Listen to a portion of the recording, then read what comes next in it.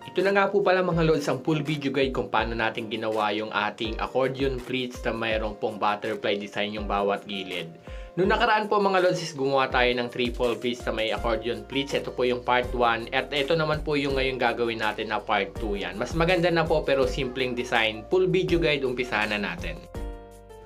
Una lang natin gagawin dito mga lods is gagawa lang po tayo ng triple pleats yan. Sa bawat triple pleats mga lods is at least nasa 4 inches po yung bawat fold or pwede rin naman pong nasa 5 inches. Dito nga mga lods is gagawa tayo ng 6 na set. Kayo na rin po yung bahala sa space kung ang table nyo is mas mahaba, mas marami po yung magagawa nyo. Ang table pala natin dito is 2 meters kaya gumawa lang po tayo ng 3 set or 6 na set, sorry. Kayo na lang po yung bahala kung ilang set po yung gagawin nyo or kung gaano po kahaba yung table nyo. And after natin magawa mga lods, dito yung pinaka pleats natin is bubukahin lang natin tapos lalagyan natin siya ng pin sa gitna para mas dumami po yung pleats. Sobrang simple lang nito mga idol, tas ang gagawin nyo lang is ipopold nyo po yung bawat pleats na maliliit. Yung triple pleats natin, bubukahin nyo lang siya mga lods tapos lalagyan nyo siya ng pin sa gitna para magiging doble yung pleats niya. Pero kung ganitong design lang ang gusto nyo, pwede po ng 4 na pleats ang gawin nyo or 5 pleats para mas marami po yung accordion pleats yan. Bukahin nyo lang, tapos lagyan nyo lang siya ng pin. Yan, lahat po ng triple pleats gagawin nyo lang po siyang ganyan. Magiging accordion pleats na siya, tapos ipopold nyo lang po yung pinaka gitna niya or yung pinaka pleats para magkaroon siya ng simpleng design. Dire-diretso lang natin siyang gagawin hanggang makarating tayo sa dulo.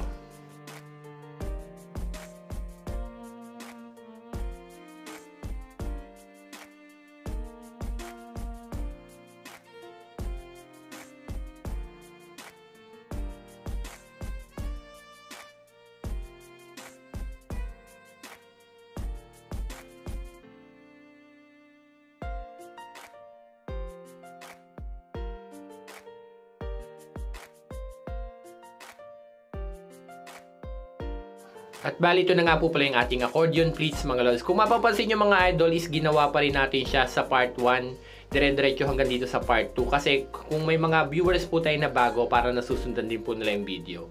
Sunod natin gagawin para mas gumanda yung design. Makikita nyo, ipinold lang po natin ng maliliit yung pleats. Tapos tusukin nyo lagpasan. Tapos fold pa ilalim yung pinaka-pin. Tapos ilalabas nyo lang po. Yan, ganyan na po yung magiging butterfly design nito. Kung nahihirapan po kayo sa paggagawa ng butterfly design na ganito, mayroon po akong mga video tutorial sa Reels video. At sa ganito nga design mga idol, depende na sa inyo kung gaano kataas ang gusto nyo. Pwede po siyang mas mataas, pwedeng medyo nasa gitna lang, or pwedeng nasa baba lang mga lods. Basta pag gumawa po kayo ng ganitong design, check nyo na lang po kung pantay-pantay para mas maganda po siyang tingnan kung uniform po yung pinaka sukat niya mga lods yan. Dito nga mga lods, ang table pala natin is 2 meters. Ang cloth natin is Gina cloth mga idol. Tapos ang haba ng cloth natin na ginamit dito is nasa 8 yards mga idol yan. Ito na po pala yung ating simpleng accordion pleats with butterfly design yan. Sobrang simple lang pero maganda rin po siyang tingnan. At kagaya po ng mga sinasabi ko sa mga previous video natin yan, sa lahat po na nag-share ng videos natin, mamimili po ako ng bibigay natin ng artificial wisteria na bulaklak mga idol at magbibigay din po tayo ng tablecloth sa lahat po na nag-share. Kaya huwag nyo kalimutang i-share at i-follow na rin tayo. Hanggang dito na nga lang po. Maraming salamat.